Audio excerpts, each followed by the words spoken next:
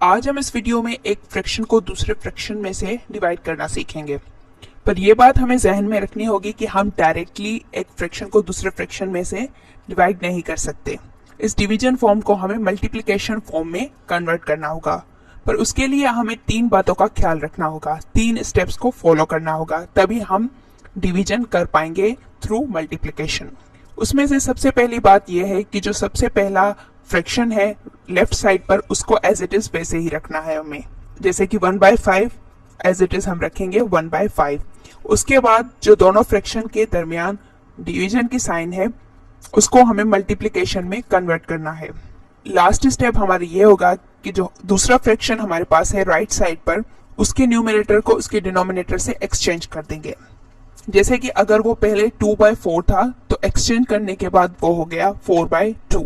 अब हमारे जो फ्रैक्शंस डिवीजन फॉर्म में थे वो मल्टीप्लिकेशन के फॉर्म में आ चुके हैं। अब सिंपली हम मल्टीप्लाई करेंगे इनको। दो फ्रैक्शंस को मल्टीप्लाई करने के लिए हमें उन दो फ्रैक्शंस को कंबाइन करना होगा। दोनों के न्यूमरेटर को न्यूमरेटर से और डिनोमिनेटर को डिनोमिनेटर से कंबाइन करना होगा, जैसे कि 1 × 4 डिवाइडेड बाई 5 × 2। अब हम देखेंगे कि कोई टेबल यहाँ पर किसी भी न्यूमरेटर डिनोमिनेटर में लगता है तो हम उनको डिवाइड करेंगे, जैसे कि 2 1 2 2 2 4। अब अगर हम अरेंज करके लिखें इनको तो 1 × 2 डिवाइडेड बाय 5 × 1। 1 को 2 से मल्टीप्लाई करेंगे तो आंसर आएगा 2 और 5 को 1 से मल्टीप्लाई करेंगे तो आंसर आएगा 5। तो इस डिवीजन का जो आंसर आया वो है 2 डिवाइडेड बाय 5। दूसरा एग्जाम्पल है 1/2 डिवाइडेड बाय 8/4।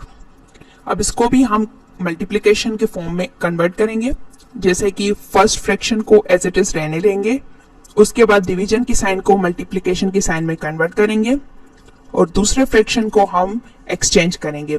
8/4 है तो उसको करेंगे 4/8। अब सिंपली हम इसकी मल्टीप्लिकेशन करेंगे। अब मल्टीप्लिकेशन करने के लिए हम दोनों फ्रैक्शंस के न्यूमरेटर को न्यूमरेटर के साथ और डिनोमिनेटर को डिनोमिनेटर के साथ कंबाइन करेंगे, जैसे कि 1 × 4 डिवाइडेड बाय 2 × 8। अब हम इन पर टेबल लगाएंगे, जैसे कि 4 1 4 4 2 8।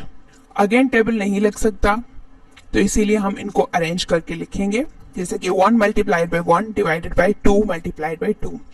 1 को 1 से मल्टीप्लाई करने से आंसर आएगा 1 और 2 को 2 से मल्टीप्लाई करने से आंसर आएगा 4। तो इसीलिए इस डिवीजन का आंसर आ गया 1/4।